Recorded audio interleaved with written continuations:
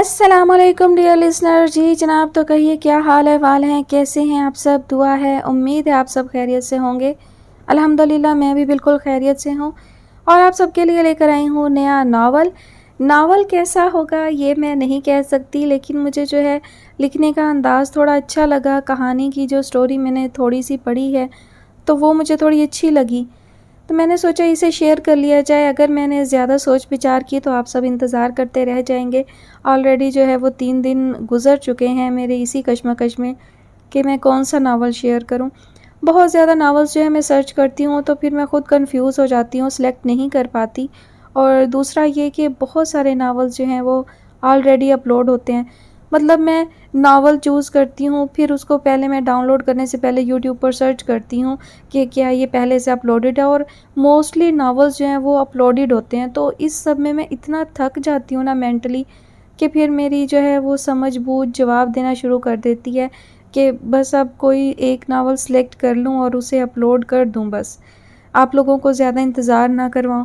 بس کچھ اسی وجہ سے ہو جاتا ہے, تو میں کوشش کرتی ہوں کہ آپ کے لیے جو ہے وہ اچھی کہانی کا انتخاب کروں.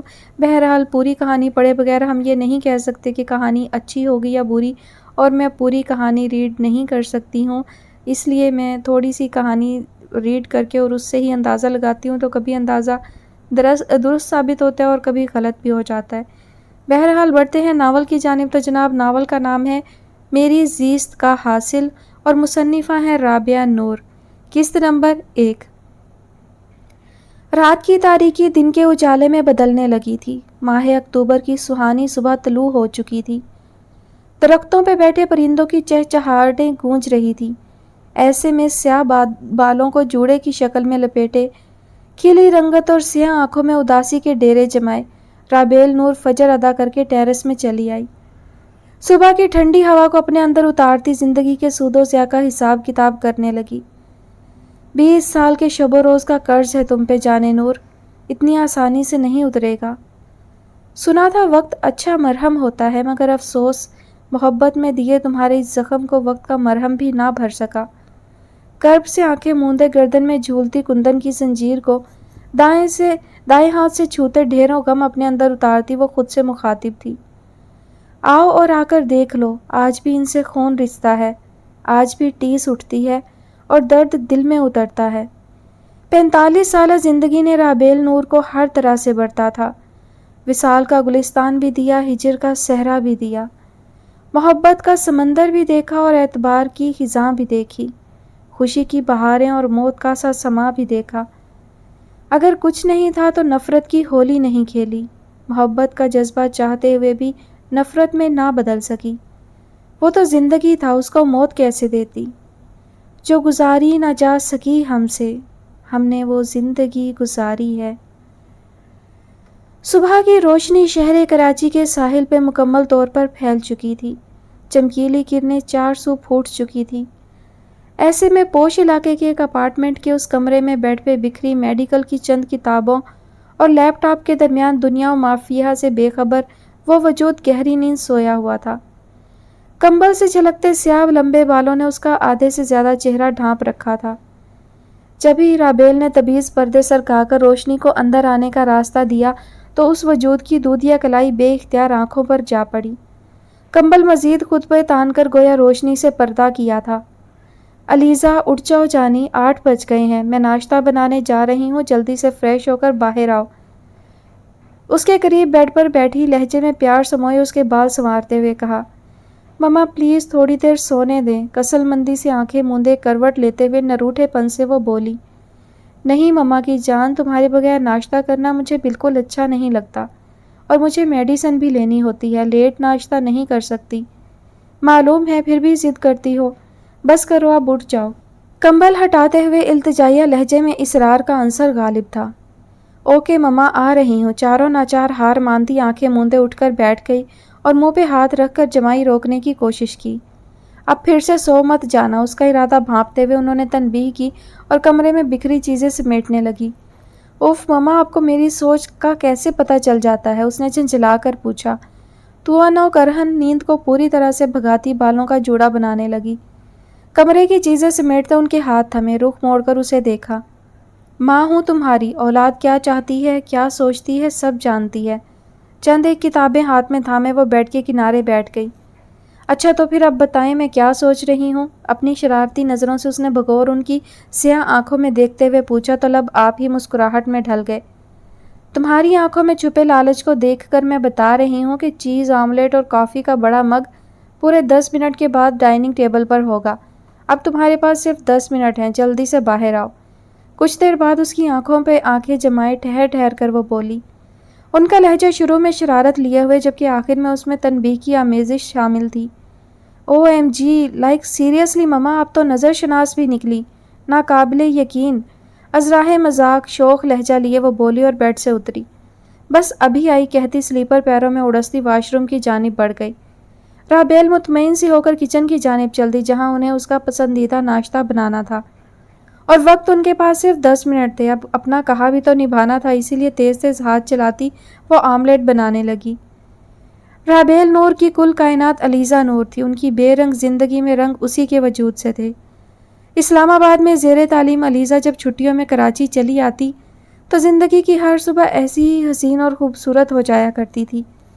کراچی کے ایک پوش علاقے میں 3 بیڈ رومز، ایک اسٹڈی اور لاؤنج سے ملحقہ کچن پر مشتمل یہ کشادہ اپارٹمنٹ مسز رابیل نور کو اپنے والد منصور حسین کی طرف سے وراثت میں ملا تھا۔ منصور حسین کا تعلق شعبہ صحافت سے تھا اور رابیل ان کی اکلوتی اولاد تھیں۔ خوبصورت نقوش اور بے پناہ حسن کی مالک رابیل نور نے ایم اے انگلش کے آخری سال کے دوران علیزہ کے پاپا سے محبت کی شادی والدین سے ناراضگی مول لے کر کی تھی، مگر شادی کے چند سال بعد ہی شوہر کی جدائی کا زخم لیے تقریباً 3.5 سالہ علیزے کا ہاتھ تھامے نیم مردہ حالت میں واپس والدین کے گھر لوٹ آئی۔ بیٹی کی حالت دیکھ کر منصور حسین غم سے ڈھہ گئے اور زیادہ دیر تک ناراضگی برقرار نہ رکھ سکے۔ بعد میں اپنے والد کی کوششوں سے انہوں نے انگلش لٹریچر میں ماسٹر اور ڈاکٹریٹ کی ڈگری حاصل کی اور آج ایک یونیورسٹی میں بطور لیکچرر اعلیٰ عہدے پر فائز، شاہانہ طرز زندگی رکھنے والی کامیاب، شائستہ اور باوقار شخصیت کی مالک ہیں۔ ماں کے ہی جیسے نقوش لیے خوبصورت دل کی مالک 23 سالہ علیزہ نے حال ہی میں میڈیکل کی ڈگری لینے کے بعد پمپس میں اپنی ہاؤس جاب شروع کی تھی۔ اس کی سیاہ چمکدار آنکھوں سے جھلکتی شرارت، دراز قد اور کمر تک آتے سیاہ لمبے بال، کھلا کھلا شفاف چہرہ اور دائیں گال میں پڑنے والا ڈمپل دیکھنے والے کے گرد ایک حصار قائم کر دیتا تھا۔ کراچی سے میلوں دور اسلام آباد میں آج موسم ابر آلود اور خنکی لیے ہوئے تھا۔ رات سے ہی آسمان پہ بادلوں کی آنکھ مچولی جاری تھی۔ سلطان ولا میں صبح کا آغاز ہو چکا تھا۔ سولت بیگم گھر کی بی جان اپنے کمرے میں نماز کے بعد افراد و وظائف میں مشغول تھیں، جبکہ کچن میں ہونے والی کھٹ پٹ سے اندازہ لگایا جا سکتا تھا کہ ان کی دونوں بہویں ناشتہ کی تگ و دو میں مصروف تھیں۔ بڑے بڑے ماسٹر بیڈ رومز میں زندگی جاگ اٹھی تھی اور اب اپنے اپنے کام دھندوں کی جانب رخ کرنے والی تھی۔ بی جان آ جائے، ناشتے پر سب آپ کا انتظار کر رہے ہیں۔ گھڑی کی سوئیاں صبح کے 8 بجا رہی تھیں۔ بی جان تسبیحات سے فراغت کے بعد اپنے کمرے میں آنکھیں موندے لیٹی تھیں۔ آنکھیں واہ کر کے خوبصورت مسکراہٹ کے ساتھ اپنی بڑی بہو خدیجہ بیگم کو دیکھا۔ وہ ابھی سیدھی کچن سے ادھر ہی آ رہی تھی۔ چہرے پہ تھکاوٹ کے آثار تھے۔ سادہ سے حلیہ میں پھرتیلا جسم اور چہرے پہ ہمہ وقت رہنے والی نرم مسکراہٹ نے بڑھاپے کے نمایاں ہونے والے آثار کو کچھ حد تک چھپا رکھا تھا۔ کتنی بار کہا ہے مت کچن میں گھسی رہا کرو، کسی ملازم کو کہہ دیا کرو، کیوں خود کو تھکاتی ہو؟ اپنا غرارہ سنبھالتی وہ اٹھ کھڑی ہوئی اور ان کا ہاتھ تھامتے ہوئے ہلکی سی سرزنش کی۔ بی جان کہاں تھکتی ہوں، اور ملازم کی بھی خوب کہی، جب تک سر پہ کھڑے نہ ہوں کچھ ڈھنگ سے نہیں کرتے۔ بی جان کا ہاتھ تھامے رسانیت سے کہتی وہ ان کو ڈائننگ ایریا تک لے آئی۔ کشادہ حال میں بڑی سی میز پہ ناشتے کے تمام لوازمات سجائے جا چکے تھے اور میز کے گرد بیٹھے نفوس بی جان کا ہی انتظار کر رہے تھے۔ ان کو آتے دیکھ کر سب نے مشترکہ سلام کیا تو انہوں نے بھی محبت سے جواب دے کر اپنی سربراہی نشست سنبھال لی۔ ایک نگاہ اپنے ارد گرد ڈالی۔ ان کے دائیں جانب بڑے صاحبزادے ڈاکٹر حشمت احمد ڈریس پینٹ کے ساتھ گرے لائننگ شرٹ پہنے ہسپتال جانے کو تیار تھے۔ ان کے مقابل کرسی پر سیاہ کوٹ کے ساتھ بلیک ٹائی اور دائیں ہاتھ میں ریسٹ واچ لگائے سنجیدہ تاثرات لیے بیرسٹر وجاہت احمد اخبار کی شہ سرخیوں پر نظریں جمائے خاموش بیٹھے تھے۔ بیرسٹر وجاہت کے برابر بی جان کے 2 پوتے آلیان اور اشر براجمان تھے۔ جبھی مسکراتی بھوری آنکھوں کے ساتھ تیز تیز سیڑھیاں اترتا، قیمتی پینٹ کوٹ میں ملبوس خوبصورت تراش کے جیل لگے بال اور خوشبوئیں بکھیرتا وجود بی جان کا سب سے بڑا پوتا اور بقول بی جان گھر کا سب سے ذمہ دار اور سمجھدار چشم و چراغ ڈاکٹر معیز احمد کف لنکس لگاتا تیزی سے ڈائننگ ایریا میں داخل ہوا۔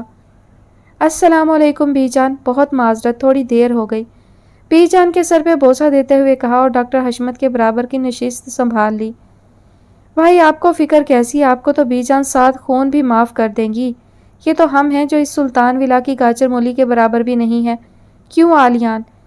بریڈ اور مکھن کے ساتھ نبرت آزمائی کرتے اشر نے لہجے میں دکھ سموئے ہوئے گل فشانی کی اور آلیان کو ساتھ گھسیٹنا چاہا تو وہ بلبلا اٹھا۔ مجھے ساتھ مت گھسیٹیں، آلیان نے بے چارگی سے کہا۔ جواباً اس نے خونخوار نظروں سے گھورا۔ اس سے پہلے مزید کچھ کہتا بی جان کی آواز سنائی دی۔ میاں صاحب زادے، تم بھی کسی کام دھندے پہ لگو گے تو تمہیں 7 کیا 10 خون بھی معاف کر دیں گے۔ اب بچہ بیچارہ آدھی رات کو تھکا ہارا گھر لوٹتا ہے، اتنی گنجائش تو بنتی ہے۔ بی جان نے جھٹ معیز کی حمایت کا علم لہرایا تو معیز نے ابرو اچکا کر تائیدی اسے جتایا تو وہ برا سا منہ بناتا رخ پھیر گیا۔ ایک اسی قصے سے تو اس کی جان جاتی تھی۔ رافیہ کہاں ہے؟ اپنے گھر کے ایک فرد کی غیر موجودگی کو محسوس کرتے ہوئے بی جان نے پوچھا، تبھی رافیہ کچن سے چائے کی چینک لیے نمودار ہوئی۔ آ گئی بی جان، جواب رافیہ نے دیا تھا۔ سلطان ولا کے مکین کا معمول تھا جب تک بی جان ناشتے کی میز پہ نہیں آتی ناشتہ شروع نہیں کیا جاتا تھا۔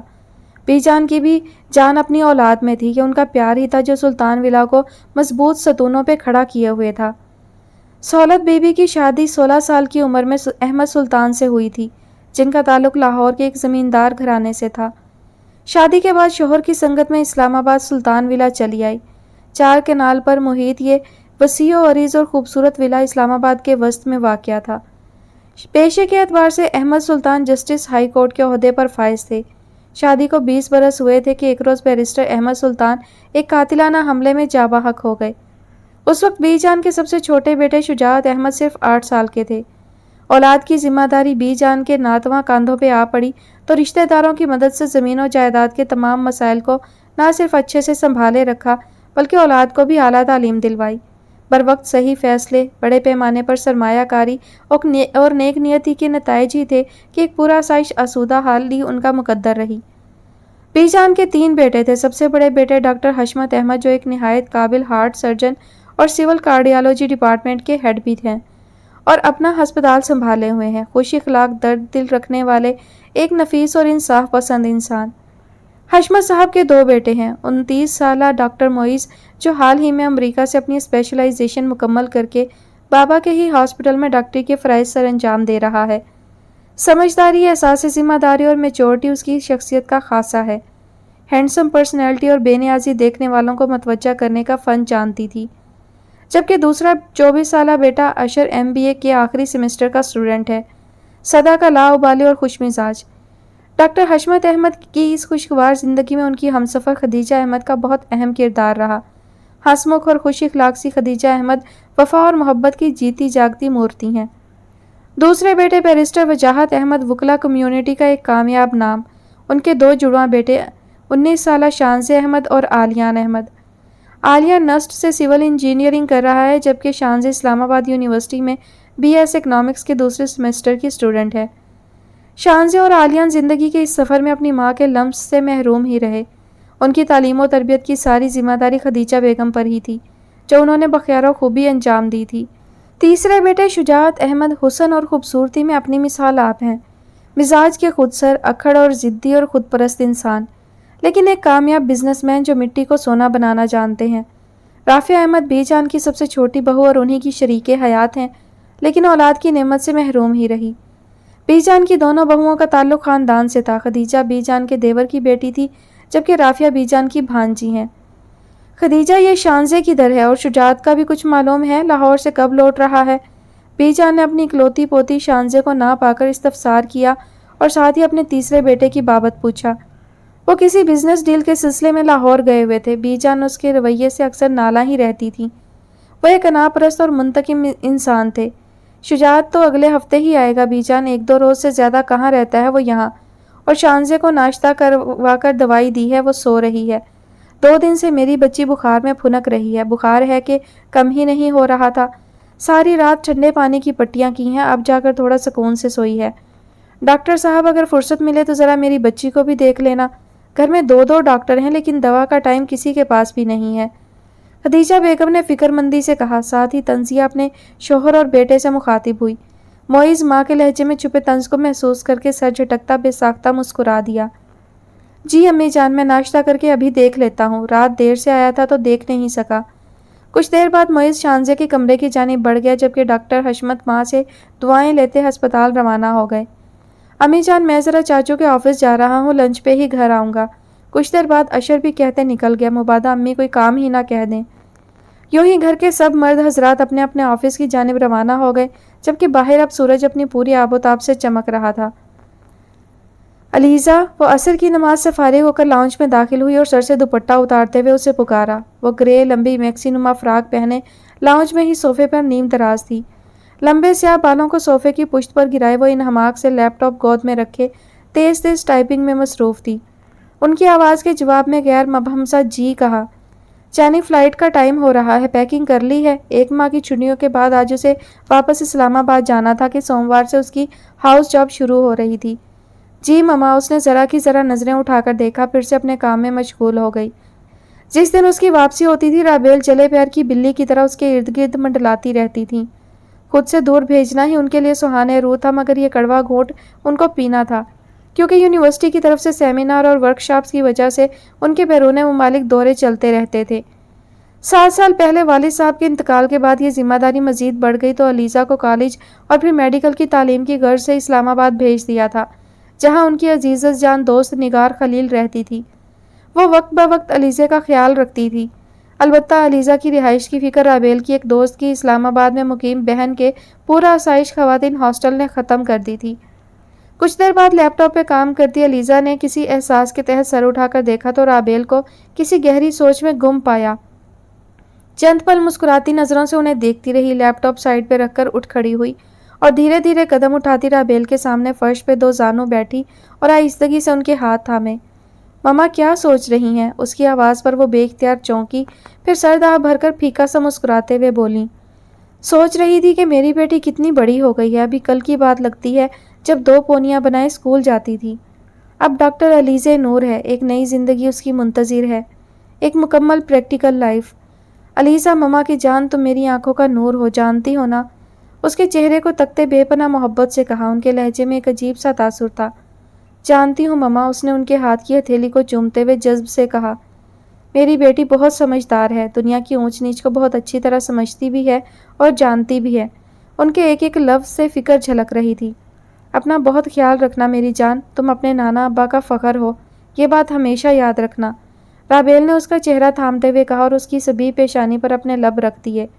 وہ مسکرا کر رہ گئی۔ یہ آخری جملہ وہ پچھلے 7 سال سے تواتر سے سنتی آ رہی تھی، لیکن ان الفاظ کے پیچھے چھپا خوف وہ کبھی سمجھ نہیں پائی تھی۔ میرے جانے سے اداس ہو رہی ہیں؟ اپنا سر ان کی گود میں رکھتے ہوئے استفہامیہ کہا اور نظریں غیر مرئی نقطے پر جما دی۔ ہاں بس ایسے ہی، انہوں نے آنکھوں میں آئے آنسو پیچھے دھکیلتے ہوئے کہا اور علیزہ کے بال سہلانے لگیں۔ اس بات کا کوئی تسلی بخش جواب تو اس کے پاس بھی نہیں تھا۔ اسی اداسی، آنسوؤں اور نصیحتوں کے زیر سایہ انہوں نے اسے ایئرپورٹ چھوڑا۔ اب اگلا کام ان کو نگار کو فون کر کے اس کے آنے کی اطلاع دینا تھا۔ ایئرپورٹ کی پارکنگ میں گاڑی پارک کر کے جینز شرٹ کے ساتھ براؤن لیدر کی جیکٹ پہنے 6 فٹ سے نکلتا قد اور ورزشی مضبوط جسم کا مالک 27 سالہ حسان خلیل اس وقت آمد لاؤنج میں آ کھڑا ہوا تھا۔ لاؤڈ سپیکر پہ فلائٹ لینڈ کرنے کی اناؤنسمنٹ جاری تھی۔ ابھی آدھا گھنٹہ ہی گزرا ہوگا جب حسان کو وہ پری چہرہ دکھائی دیا۔ وہ تیزی سے اس کی جانب بڑھا جہاں وہ سامان کی ٹرالی کھینچتی لا رہی تھی۔ مسکراتے ہوئے اس کے ہاتھ سے ٹرالی تھام لی۔ ہیلو پارٹنر، کیسی ہو؟ کراچی جا کر تو تم بھول ہی جاتی ہو۔ حسان اور علیزہ کی آپس میں گہری دوستی تھی، یا یہ کہنا زیادہ مناسب ہوگا ایسی بہت سی باتیں اور راز جو وہ رابیل سے بھی نہیں کرتی تھی وہ سب حسان سے شیئر کرتی تھی۔ ان کی دوستی میں علیزہ کے لیے دنیا کا ہر رشتہ چھپا ہوا تھا۔ وہ بھی اکثر اسے پارٹنر ہی کہتا تھا۔ میں ٹھیک ہوں، تم سناؤ کیسے ہو؟ وہ ساتھ چلتے گاڑی کی جانب بڑھ رہے تھے۔ نگار آنٹی اور ردا نہیں آئی؟ علیزہ نے ارد گرد نگاہ دوڑائی اور نگار اور ردا کو ناپ آ کر پوچھا۔ کیوں، تمہیں میرا آنا اتنا برا لگ رہا ہے تو میں چلا جاتا ہوں اور ان کو بھیج دیتا ہوں۔ وہ گاڑی کی ڈگی کھولے اس کا سامان منتقل کر رہا تھا، خفگی سے کہتا پلٹا کہ اس کو علیزہ کا یوں پوچھنا کچھ تپا گیا۔ وجہ یہ تھی کہ وہ 3 ہفتوں سے زیادہ کا وقت کراچی گزار کر آئی تھی اور اس دوران کوئی رابطہ بھی نہیں کیا تھا۔ جواب میں بے ساختہ علیزہ کی ہنسی گونجی۔ نگار آنٹی نے کیا ڈنر میں کریلے بنائے تھے جو انگارے چبا رہے ہو؟ علیزہ نے شرارت سے پوچھا۔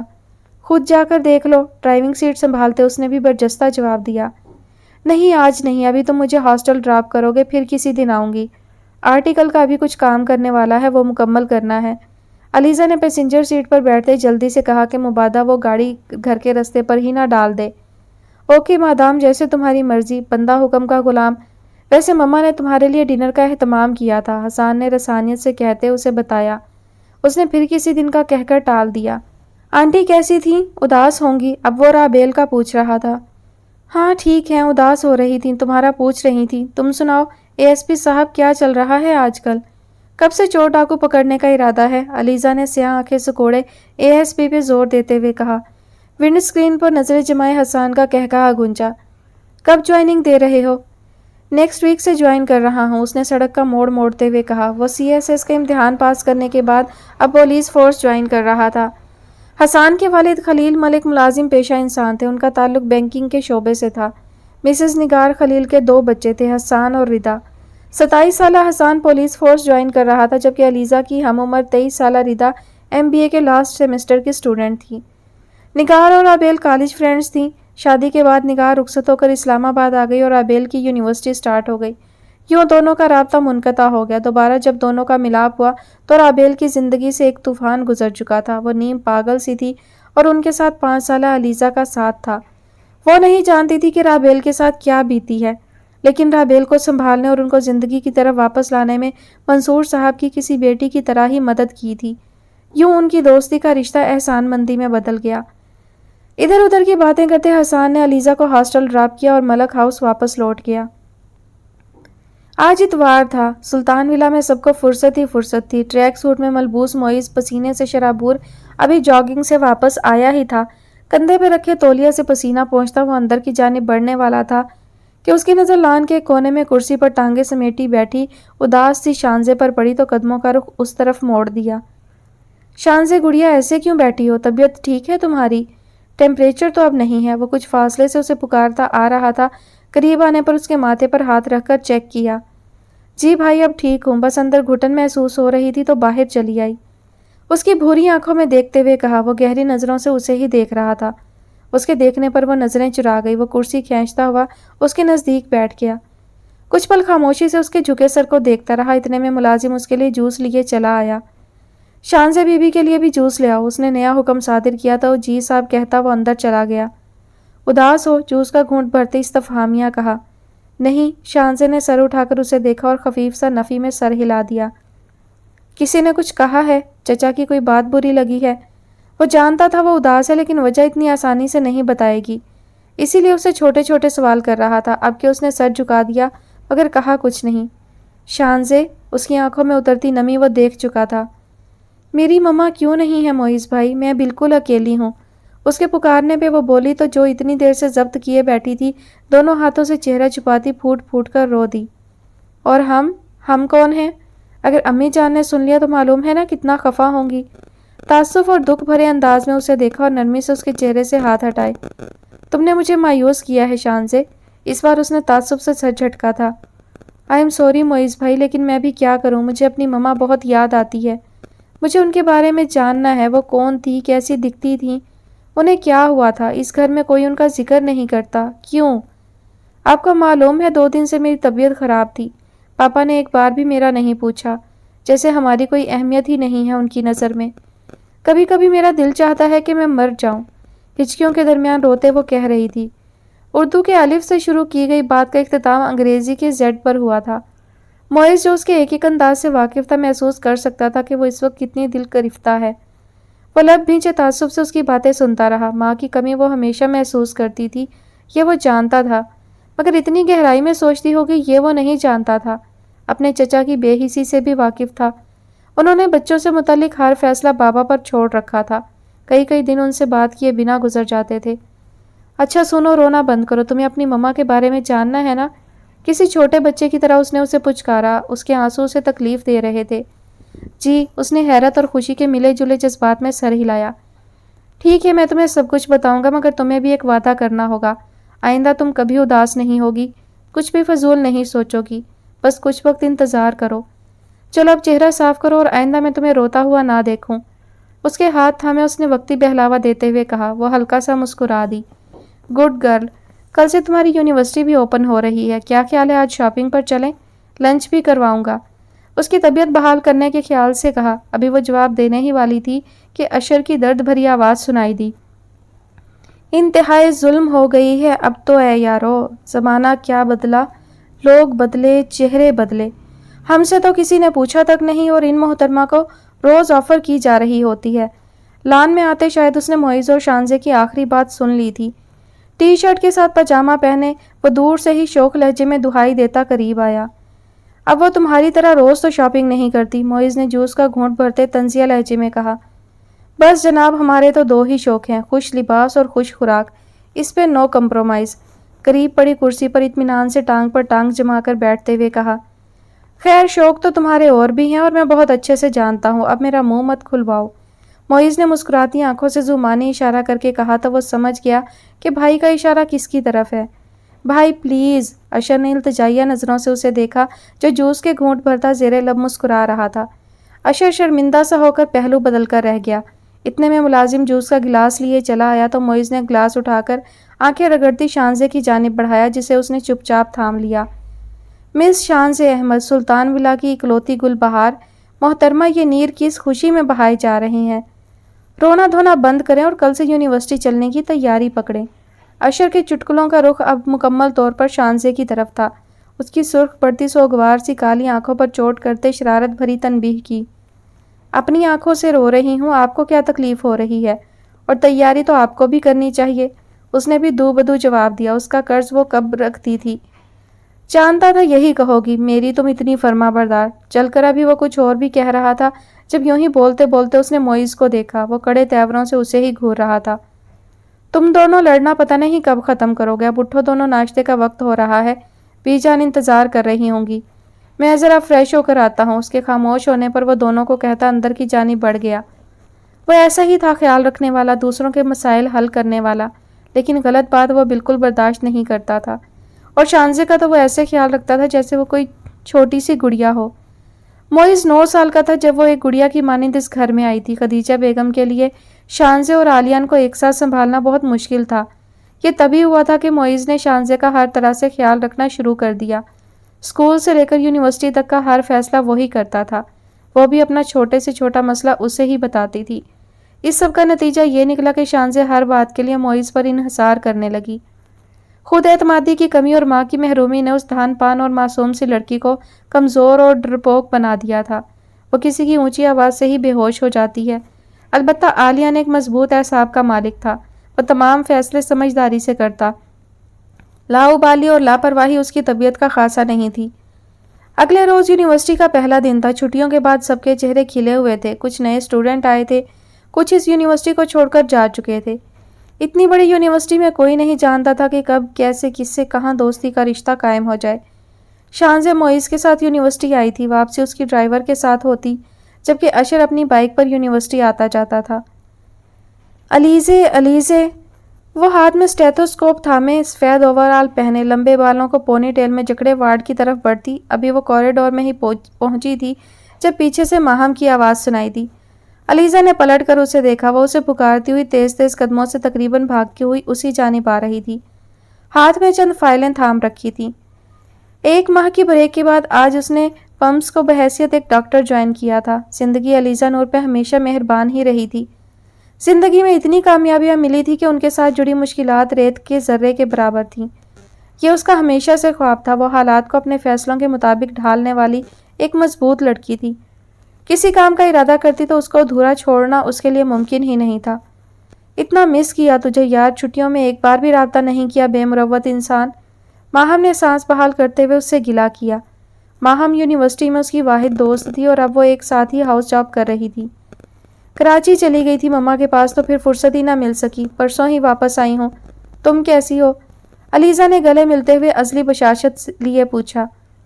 ٹھیک ہوں، مزے میں ہوں۔ چلو تمہارا تو اچھا ہو گیا، پھر پتہ نہیں کب چکر لگے۔ ان وارڈز کے چکروں نے ہمیں گھن چکر بنا دینا ہے۔ آنٹی کیسی تھیں؟ اسے الگ ہوتے ہوئے ایک نظر ہاتھ میں تھامی فائلوں کو الٹ پلٹ کر دیکھا۔ ٹھیک تھیں اور سب ٹھیک رہا؟ وہ باتیں کرتی وارڈ کی جانب بڑھنے لگی۔ ماہم میں سوچ رہی تھی کسی ہاسپٹل میں جاب کے لیے اپلائی کر دوں، کیا کہتی ہو؟ وہ وارڈ میں پہنچ چکی تھی اور اس کے ہاتھ میں پکڑی فائل کو میز پر منتقل کرنے میں اس کی مدد کرتے ہوئے جیسے اس سے مشورہ مانگا تھا۔ جی محترمہ علیزہ نور صاحبہ، آپ جیسا لائق فائق پوزیشن ہولڈر انسان ایسا ہی کر سکتا ہے۔ آپ کا کام آپ کو سانجھے، ہم تو بس یہ جاب کا سیاپا ختم ہو تو پیا دے سدھاریں گے، بات کی بعد میں دیکھی جائے گی۔ پتہ نہیں اسامہ کو بھی کیا سوجھی لے دے کر مجھے میڈیکل میں پھنسا دیا۔ وہ ہنسی دبائے سن رہی تھی کہ اس کے گال کا ڈمپل گہرا ہو رہا تھا۔ ماہم منہ کے زاویے بگاڑتے ہوئے اس کے دائیں گال کو کھینچنے لگی۔ جب بھی علیزہ کا ڈمپل نمایاں ہوتا تھا وہ ایسا ہی کرتی تھی۔ ماہم فطرتاً ذہین مگر عادت کی کچھ لاپرواہ لڑکی تھی، ہر وقت ہنسی مذاق کرنا اس کی عادت کا حصہ تھا۔ ایسا شاذ و نادر ہی ہوتا تھا کہ وہ سنجیدہ نظر آئے۔ پھپھوزاد اسامہ سے اس کا نکاح 6 سال پہلے ہو چکا تھا اور ہاؤس جاب مکمل کرنے کے بعد اس نے امریکہ چلے جانا تھا۔ جس کا کام اسی کو سانجھے ہوتا ہے بی بی، اور معلوم ہے مجھے آپ کا بس چلے تو ابھی کے ابھی اگلی فلائٹ سے امریکہ جا پہنچے۔ چلو اب ڈیوٹی دے لیں۔ شرارتی آنکھوں سے اسے دیکھتے اس کی تصحیح کی۔ وہ کچھ فاصلے پہ موجود ایک پیشنٹ کی جانب متوجہ ہونے ہی لگی تھی کہ پھر کچھ خیال آنے پر اس نے بیگ سے موبائل نکال کر حسان کو کال کی اور اسے 2 بجے تک ہسپتال آنے کا کہتی کال بند کی۔ دوبارہ سے پیشنٹ کی جانب متوجہ ہو گئی۔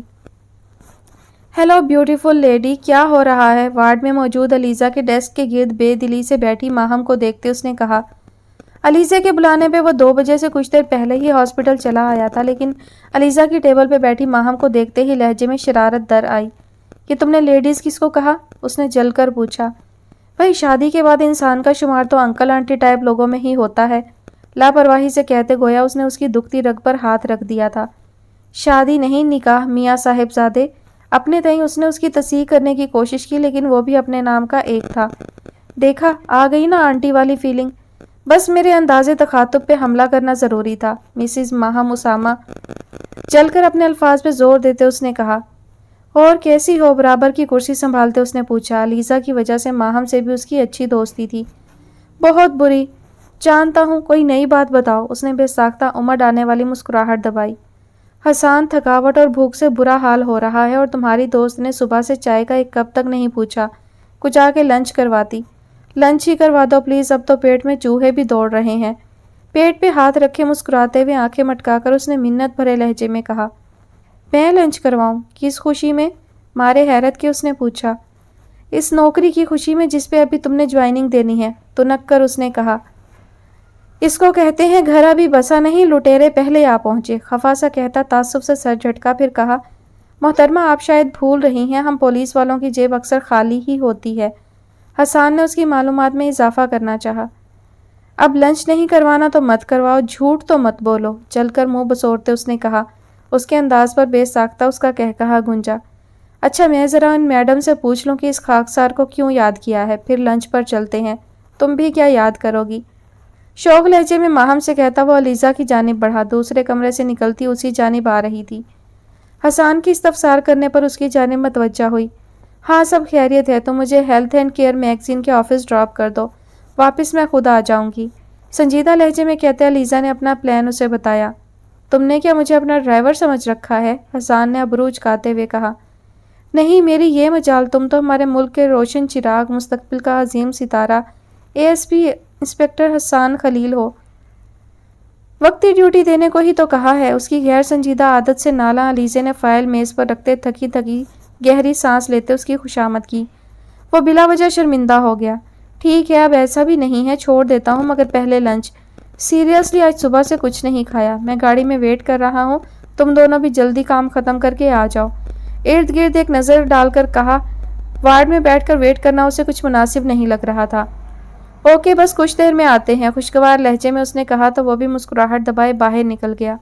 اس کا رخ پارکنگ کی جانب تھا جب کوئی بہت زور سے آ کر اس سے ٹکرایا تھا۔ اس سے پہلے کہ مخالف سمت والا گرتا، حسان نے اس کو اپنے مضبوط بازوؤں میں تھام لیا۔ شان سے اس افتاد پہ روحانسی سی ہو گئی، جبکہ حسان نے اس کی پریشانی کو بھانپتے ہوئے فوراً چھوڑ دیا۔ آئی ایم سوری مس، میں اپنے دھیان میں تھا، دیکھ نہ سکا۔ آپ ٹھیک ہیں؟ اس کے چہرے پر پھیلے خوف کو دیکھتے ہوئے اس نے تشویش سے پوچھا۔ وہ میں ڈرائیور کا ویٹ کر رہی تھی تو وہاں 2 لڑکے۔ وہ مجھے تنگ کر رہے تھے، اٹک اٹک کر کہتے شانزے رونا شروع ہو گئی۔ حسان کو اس کی بات سن کر ایک دم غصہ آیا، لیکن شانزے کے رونے سے گھبرا گیا اور اپنے تاثرات پر قابو پاتے ہوئے اسے دلاسا دینے لگا۔ اوکے اوکے پلیز ریلیکس، تم رو مت، چلو میرے ساتھ، میں دیکھتا ہوں، شاید تمہارا ڈرائیور بھی آ چکا ہو، دوستانہ لہجے میں کہتا آگے بڑھا تو وہ بھی چپ چاپ اس کے پیچھے چل دی۔ ڈرائیور تو ابھی نہیں آیا تھا، لیکن وہ لڑکے شاید بھاگ چکے تھے۔ اپنی گاڑی کی بجائے حسان نے وہیں ایک طرف کھڑے رہنا مناسب سمجھا۔ یوں ہی ارد گرد کا جائزہ لیتے اس نے ایک گہری نظر اس لڑکی پر ڈالی۔ سفید ٹراؤزر کے ساتھ لائٹ بلو اور ریڈ کنٹراسٹ کی شرٹ میں ملبوس، گلے میں جھولتا ریڈ دوپٹہ، کندھوں تک آتے سلکی براؤن بال، معصومیت سے بھرا دھوپ کی تمادت سے گلابی پڑتا چہرہ اور سیاہ آنکھیں۔ وہ اب شاید اسے اپنا باڈی گارڈ تصور کر کے بہت پرسکون اور ارد گرد سے بے نیاز کھڑی تھی۔ حسان کے لبوں پر بے ساختہ مسکراہٹ پھیل گئی۔ اگر برا نہ لگے تو پوچھ سکتا ہوں تم یہاں کیا کر رہی ہو؟ میرا مطلب ہے کسی کی عیادت کے لیے آئی ہو؟ حسان نے نگاہیں اس پہ جمائے لہجے میں نرمی لیے استفسار کیا۔ جی نہیں، میں یونیورسٹی کی اسٹوڈنٹ ہوں، اس نے اپنی یونیورسٹی کا نام بتاتے ہوئے کہا۔ یہاں میں اپنی فرینڈ کے ساتھ آئی تھی، معلوم نہیں وہ کہاں رہ گئی ہے، اس کا فون بھی بند جا رہا ہے، میں نے اپنے ڈرائیور کو کال کر دی ہے، وہ آتے ہی ہوں گے۔ اس نے ذرا کی ذرا نظریں اٹھا کر اسے دیکھا۔ اور تمہاری فرینڈ یہاں کیوں آئی تھی؟ اپنی دوست کے لیے اس کی تشویش کو نظر انداز کرتے اس نے پوچھا۔ اسے کچھ کھٹکا تھا۔ معلوم نہیں، اس نے کہا تھا اسے کچھ کام ہے میرے ساتھ چلو، وہ مجھے گھر ڈراپ کر دے گی، ڈرائیور کو مت بلاؤ تو میں چلی آئی، اس نے رسانیت سے کہا۔ اف بے وقوف لڑکی، ایسے کیسے تم کسی پہ یقین کر کے چل دی؟ وہ جھنجھلا اٹھا تھا۔ وہ میری دوست تھی، اس کی بات سن کر وہ ہنسی ہو گئی۔ ایک تو آج کل بات بات پہ رونا آ جاتا تھا۔ اچھا اب پریشان مت ہو، وہ لڑکی تمہاری یونیورسٹی کی ہے؟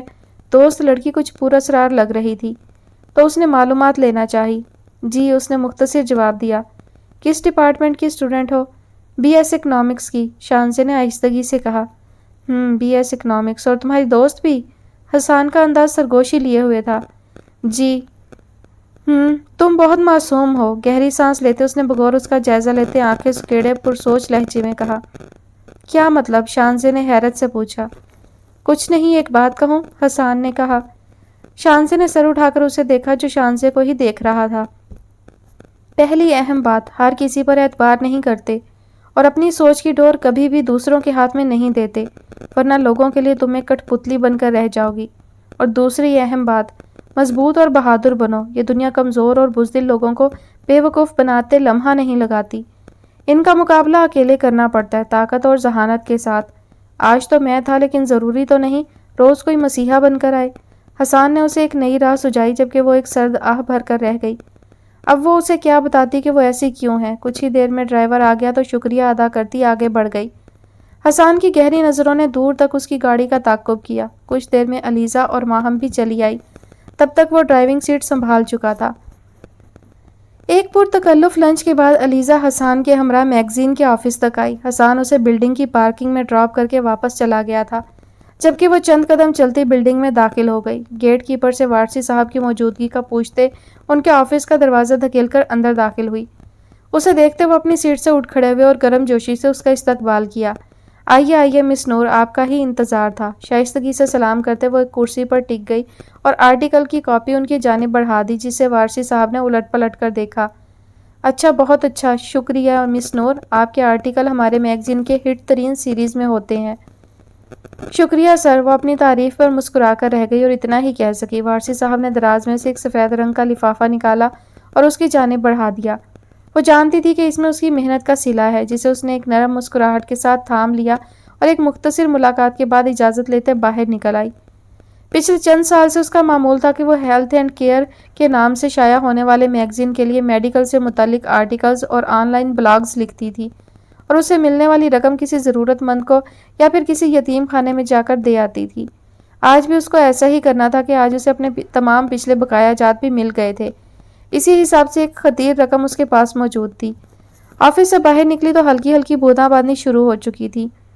علیزہ کو پیدل چلنا اچھا لگ رہا تھا۔ موسم سے لطف اندوز ہوتی دھیرے دھیرے قدم بڑھاتی فٹ پاتھ پر چلنے لگی، خود میں مگن سی۔ بیگ اور اوور آل اس کا کندھے پر لٹکا ہوا تھا۔ سڑک پر گاڑیوں کا رش معمول سے زیادہ تھا کہ آفس میں چھٹی کا وقت تھا اور ملازمت پیشہ افراد کو گھر جانے کی جلدی تھی۔ ہارن بجاتی گاڑیاں زن سے نزدیک سے گزر رہی تھی۔ وہ ابھی کچھ ہی آگے بڑھی تھی جب اچانک ہی قریب کسی گاڑی کے ٹائر زور سے چرچرائے، ساتھ ہی علیزہ کی چیخ بلند ہوتی سنائی دی۔ علیزہ نے اپنے سامنے کچھ ہی فاصلے پر ایک بچے کو خون میں لت پت دیکھا تو دیوانہ وار اس جانب بھاگی جہاں پہ ایک 12-13 سال کا بچہ بے ہوش پڑا تھا اور اس کے نزدیک خون سے لت پت گجرے اور پھولوں کی مالا پڑی تھی۔ وہ بچہ یقیناً فٹ پاتھ پر گاڑیوں کے پیچھے بھاگتا ہوا پھول بیچ رہا تھا جب پیچھے سے آنے والی گاڑی اسے کچلتے ہوئے نکل گئی تھی۔ چند لوگ ارد گرد جمع ہو چکے تھے۔ وہ تقریباً دوڑتی ہوئی بچے کے قریب جا رکی اور جھک کر اس کی نبض ٹٹولی۔ بچے کی سانسیں جاری تھی، اس کے سر سے خون تھل تھل بہہ رہا تھا۔ ہجوم خاموش تماشائی بنا کھڑا تھا۔ علیزہ نے 1-2 گاڑیوں کو روکنے کی کوشش کی مگر بے سود۔ پریشانی اور خوف سے اس کی حالت ابتر ہو رہی تھی۔ ابھی وہ ایمبولینس کو کال کرنے ہی والی تھی کہ اتنے میں ایک گاڑی اس کے نزدیک آ کر رکی تو اسے جیسے ہوش آیا۔ اس نے فوراً بچے کو اٹھا کر گاڑی میں ڈالا اور خود بھی ساتھ بیٹھ گئی۔ گاڑی ہسپتال کی جانب رواں ہو گئی۔ معیز آج سر درد کی وجہ سے جلدی ہسپتال سے گھر کے لیے نکل آیا تھا۔ کچھ آج فرصت بھی تھی تو سوچا گھر جا کر آرام کر لے، ورنہ تو روز رات کے 10 بجے تک ہی گھر پہنچ پاتا تھا کہ اچانک اس کی نظر سڑک کنارے ایک حواس باختہ سی لڑکی پر پڑی۔ وہ ہاتھ کے اشارے سے گاڑی رکوانے کی کوشش میں بے حال ہو رہی تھی، لیکن شاید کوئی بھی گاڑی روکنے کا خطرہ مول نہیں لینا چاہتا تھا۔ نزدیک پہنچنے پر اسے احساس ہوا کہ ایک بچہ زخمی حالت میں بے ہوش پڑا ہے۔ فوراً گاڑی روکی۔ اس سے پہلے کہ وہ باہر نکلتا اور صورتحال کا جائزہ لیتا، اس لڑکی نے فوراً بچے کو گاڑی میں پیچھے ڈالا اور خود بھی ساتھ بیٹھ گئی۔ معیز نے کچھ بھی پوچھے بنا گاڑی اپنے ہسپتال کے راستے پر ڈال دی۔ ہسپتال پہنچتے ہی بچے کو ایمرجنسی پہنچایا گیا جہاں اس کی مرہم پٹی کی گئی۔ وہ باہر ویٹنگ ایریا میں بیٹھ گئی۔ بچے کے سر پر چوٹ آئی تھی، سر پر 4 ٹانکے لگے ہیں لیکن خطرے کی کوئی بات نہیں ہے، جبکہ بے ہوش وہ خوف کی شدت سے ہوا تھا اور اس کو 2 روز کے لیے ہسپتال میں داخل کر لیا گیا ہے۔ یہ سب باتیں نرس نے آ کر اسے بتائی تو اس کی جان میں جان آئی۔ تبھی اس نے اپنا جائزہ لیا تو اس کے ہاتھوں پر لگا اس بچے کا خون خشک ہو چکا تھا۔ کپڑوں پہ بھی جگہ جگہ خون کے دھبے تھے جو کہ اب خشک ہو چکے تھے۔ بیگ کے ساتھ لٹکا سفید اوورال کہیں راستے میں ہی گر گیا تھا۔ کب اور کہاں یہ اسے معلوم نہیں تھا۔ ابھی وہ اپنے حلیہ کا جائزہ لے ہی رہی تھی کہ نرس نے آ کر اسے پیغام دیا، ڈاکٹر صاحب آپ کو اپنے کمرے میں بلا رہے ہیں۔ وہ خود ڈاکٹر تھی، جانتی تھی کہ بچے کی بابت اس سے بات کرنے کے لیے بلایا ہوگا۔ اسبات میں سر ہلا کر وہ اپنا حلیہ درست کرتی معیز کے کمرے کی طرف بڑھ گئی۔ دروازے پر دستک دے کر اندر چلی آئی۔ معیز نیم رخ کرسی پر بیٹھا کسی فائل کو پڑھنے میں مصروف تھا۔ بنا سر اٹھائے اسے بیٹھنے کو کہا تو وہ کرسی پر ٹک گئی۔ آپ کا مریض اب کافی بہتر ہے، اس کے مختلف ٹیسٹ کروائے گئے تھے، رپورٹس آ چکی ہیں، تمام ٹیسٹ کلیئر ہیں، زخم بھی زیادہ گہرا نہیں ہے، 1-2 روز تک ڈسچارج ہو جائے گا، پریشانی والی کوئی بات نہیں ہے۔ معیز نے پیشہ ورانہ طریقے سے معلومات پہنچائی، نظریں ہنوز فائل پر ٹکی ہوئی تھیں۔ ویسے یہ بچہ آپ کا کیا لگتا ہے اور یہ ایکسیڈنٹ کیسے ہوا تھا؟ فائل بند کر کے میز پر رکھتے اسے دیکھا تو اس کی سیاہ چمکدار آنکھیں دیکھ کر کچھ پل کو ٹھٹکا۔ بچے کو تو میں نہیں جانتی، ایک گاڑی تیز رفتاری سے آئی اور اس بچے کو ٹکر مارتی نکل گئی۔ یہ بچہ روڈ پہ پھول بیچ رہا تھا جب یہ حادثہ پیش آیا۔ علیزہ نے ساری بات بتا دی۔ کیا مطلب آپ اس بچے کو نہیں جانتی؟ آپ اس حادثہ کی صرف ایک عینی شاہد ہیں، اس سے زیادہ کچھ بھی نہیں؟ اس کی بات پہ حیرت سے تقریباً چلایا تھا۔ جی لیکن آپ فکر مت کریں، اس بچے کے علاج پہ جو بھی خرچہ آئے گا وہ میں خود ادا کر دوں گی۔ آپ اس کی فکر مت کریں کیونکہ یہ بچہ تو شاید پھول اور گجرے بیچ کر گزر اوقات کرتا ہے۔ علیزہ اس کے یوں چلانے سے یہی اخذ کر سکی کہ ان کو صدمہ پہنچا ہے کہ اب علاج کا بل کون بھرے گا۔ تبھی اس نے سامنے بیٹھے شخص کا جائزہ لینا شروع کیا۔ وہ بلو لائننگ کی ڈریس شرٹ میں ملبوس، آستین کو کوہنی تک فولڈ کیے اور اس کی قیمتی بلیک لیدر کے سٹریپ والی رسٹ واچ پہنے ہوئے تھا۔ مغرور ناک، مسکراتی آنکھیں اور ذہین پیشانی، بلا شبہ وہ ایک شاندار شخصیت کا مالک تھا۔ ہاں، لگتا ہے مریضوں سے خوب بڑی بڑی فیسز بٹورتے ہیں، تبھی تو اتنا شاندار ہسپتال بنا رکھا ہے۔ حلیہ سے تو لگتا ہے جیسے کوئی ڈاکٹر نہیں بلکہ کسی وزیر کے جانشین ہے۔ ان جیسے ڈاکٹروں نے ہی مسیحائی جیسے معزز پیشے کو بدنام کر رکھا ہے۔ اس کے حلیے سے اندازہ لگاتی وہ اپنی سوچوں میں محو تھی، جبکہ خود پہ اس کی نگاہیں محسوس کرتے وہ مخفی سا مسکرایا۔ کرسی سے ٹیک لگائے، ہاتھ میں قلم تھامے فرصت سے اپنے سامنے بیٹھی لڑکی کو دیکھ رہا تھا۔ وہ اورنج اور بلیک کنٹراسٹ کے سوٹ میں ملبوس، دوپٹہ گلے میں ڈالے، تھکے تھکے سے چہرے پہ خفت کے تاثرات لیے کسی سوچ میں گم بیٹھی تھی۔ وہ اس کی ہمت اور بہادری پہ حیران ہو رہا تھا کہ وہ اس بچے سے کوئی تعلق نہ ہوتے ہوئے بھی سڑک پہ پاگلوں کی طرح گاڑیاں رکوانے کی کوشش کرتی رہی اور اب اس کے ہوش میں آنے کا انتظار کر رہی ہے، اس بات سے بے خبر کہ باہر شام کی سرخی رات کی سیاہی میں بدل چکی تھی۔ وہ کچھ پل یوں ہی اس کی پرسوچ آنکھوں کو دیکھتا رہا۔ ٹھیک ہے، علاج کے خرچے کا کوئی مسئلہ نہیں ہے، کسی بھی ضرورت مند کا علاج ہم بلا معاوضہ کرتے ہیں، ایسی کوئی بات نہیں ہے۔ میں تو اس لیے کہہ رہا تھا کہ آپ کی فیملی آپ کے لیے پریشان ہو رہی ہوگی۔ اس نے قلم میز پر رکھ کر سیدھے ہوتے ہوئے وضاحت دی تو وہ چونکی۔ نہیں، ایسی کوئی بات نہیں ہے، میں یہاں ایک ہاسٹل میں رہتی ہوں۔ ہو سکتا ہے بچہ ہوش میں آنے کے بعد خود کو اکیلا پائے اور ڈر جائے، اسی لیے اس کے ہوش میں آنے تک میرا یہاں رکنا بہت ضروری ہے، علیزہ نے کہا۔ اپنے ڈاکٹر ہونے والی بات وہ چھپا گئی۔ یوں بھی اسے اپنے ڈاکٹر ہونے کا پرچار کرنا پسند نہیں تھا، اس لیے مختصر ہی بتایا۔ وہ حیرت میں ڈوبا اسے ہی دیکھ رہا تھا۔ اس سمے اسے یہی محسوس ہوا کہ اس کے سامنے کوئی لڑکی نہیں بلکہ کوئی پری براجمان ہے، بچپن میں سنی جانے والی ایک پری کی کہانی جس کا دل بے غرض اور بے لوث خدمت کے جذبے سے سرشار رہتا تھا، اور وہ وقت کے کسی بھی پہر کسی کی بھی مدد کے لیے حاضر ہو جاتی تھی۔ ٹھیک ہے، آپ جب تک چاہیں یہاں رک سکتی ہیں، تمام سوچوں کو جھٹکتے اس نے اس بات میں سر ہلاتے ہوئے دھیمے لہجے میں کہا۔ وہ شکریہ کہتی دوبارہ ویٹنگ ایریا میں جا کر بیٹھ گئی۔ رات کے تقریباً 9 بجے اس بچے کو ہوش آیا۔ اجنبی ماحول دیکھ کر وہ واقعی ڈر گیا تھا اور پریشان ہو کر رونے لگا، لیکن علیزہ کے دوستانہ رویے کی وجہ سے جلد مانوس ہو گیا۔ علیزہ نے اس کے گھر کا نمبر لے کر اس بچے کی بات اس کے گھر والوں سے کروائی۔ بچے کی آواز سن کر گھر والے مطمئن ہو گئے تھے اور صبح آنے کا کہہ کر فون بند کر دیا۔ بچے کا تفصیلی معائنہ کرتے ہوئے وہ ساری کارروائی خاموشی سے دیکھ رہا تھا۔ جب بے ساختہ ہی اسے یقین ہو گیا یہ کوئی آسمان سے اتری ہوئی پری یا کوئی فرشتہ تو ہو سکتی ہے، مگر کم از کم اس ظالم دنیا کی مخلوق نہیں ہو سکتی۔ 10 بجے کے قریب وہ اگلے دن آنے کا وعدہ کر کے ہسپتال سے نکل آئی تھی۔ ہاسٹل آ کر فریش ہو کر چائے کے ایک کپ پر ہی اکتفا کیا، کیونکہ اس وقت کچھ بنانا بھی آسان نہیں تھا کہ رات کے 12 بجنے والے تھے، ڈنر کا وقت بھی نہیں تھا اور تھکاوٹ سے چور تھی۔ سونے کے لیے لیٹی تو جلد ہی گہری نیند میں چلی گئی۔ معیز تقریباً رات کے 11:30 بجے گھر پہنچا تھا۔ خدیجہ بیگم جاگ رہی تھی۔ اس کے فریش ہونے تک وہ کھانا گرم کر کے ٹیبل پر لگا چکی تھی۔ وہ ٹراؤزر اور ٹی شرٹ میں ملبوس گیلے بالوں کے ساتھ ٹیبل پر آ بیٹھا، دونوں ہاتھوں کی مٹھی بنائے ہونٹوں پر رکھے آج کے واقعہ کے بارے میں سوچ رہا تھا۔ نہ جانے کیوں نگاہوں کے سامنے بار بار وہی چہرہ دکھائی دے رہا تھا۔ آج کافی دیر سے گھر آئے ہو معیز، سب خیریت تھی؟ عموماً معیز کی واپسی رات 10 بجے تک ہو جاتی تھی۔ خدیجہ بیگم جانتی تھی کہ وہ بلا ضرورت گھر سے باہر نہیں رکتا، لیکن پھر بھی دل کی تسلی کے لیے پوچھ لیا۔ خدیجہ بیگم کی استفسار کرنے پر وہ اپنے خیالوں سے چونکا۔ جی امی جان، سب خیریت تھی، بس ایک ایمرجنسی ہو گئی تھی تو لیٹ ہو گیا، اس نے سادگی سے کہا۔ اماں، آپ نے کبھی پری دیکھی ہے؟ کچھ دیر بعد کھانا شروع کرتے ہوئے پرسوچ لہجے میں اس نے پوچھا تو خدیجہ بیگم نے حیرت سے اپنے بیٹے کو دیکھا، جیسے انہیں اس کے اس وقت اپنے حواس میں ہونے پر شک ہو۔ پری؟ تم نے کہاں دیکھ لی؟ گلاس میں پانی ڈالتے استہزائیہ لہجے میں کہا۔ ہاں اماں، پری، بالکل اس پری جیسی جس کی کہانی آپ بچپن میں سناتی تھیں۔ اب کی خدیجہ بیگم کچھ پریشان سی ہوئی، لیکن لہجے میں شرارت در آئی۔ اچھا، تو کہاں سے آئی تھی پری اور کیا نام تھا اس پری کا؟ اس کے مقابل کرسی پر بیٹھتے ہوئے انہوں نے پوچھا۔ وہ جیسے کچھ سوچ کر مسکرایا تھا۔ نام تو اماں معلوم نہیں ہے، لیکن تھی بالکل پری جیسی۔ یہ کہتے ہوئے مسکراہٹ لیے اس نے کھانا ختم کیا، ٹیبل سے اٹھا اور خدیجہ بیگم کو حیران پریشان چھوڑتا اپنے کمرے کی جانب بڑھ گیا۔ پیچھے کرسی پہ بیٹھی خدیجہ بیگم اس پری کے بارے میں سوچنے لگی جو ان کے بیٹے کے چہرے پر مسکراہٹ لانے کا باعث بنی تھی۔ یوں دل سے مسکراتے ہوئے تو انہوں نے اسے بہت کم دیکھا تھا۔ اکتوبر کی صبح کا سورج پوری تاب سے چمک رہا تھا۔ اشر یونیورسٹی کی کینٹین میں بیٹھا ٹیبل پر سر رکھے گنگنا رہا تھا جب کسی نے آ کر ہاتھ میں پکڑی نوٹ بک آہستگی سے اس کے سر پر دے ماری۔ سر اٹھا کر دیکھا تو وہ مہجبین اس کے سر پہ کھڑی آتشی نظروں سے اس کو جلا کر خاک کرنے کا ارادہ رکھتی تھی۔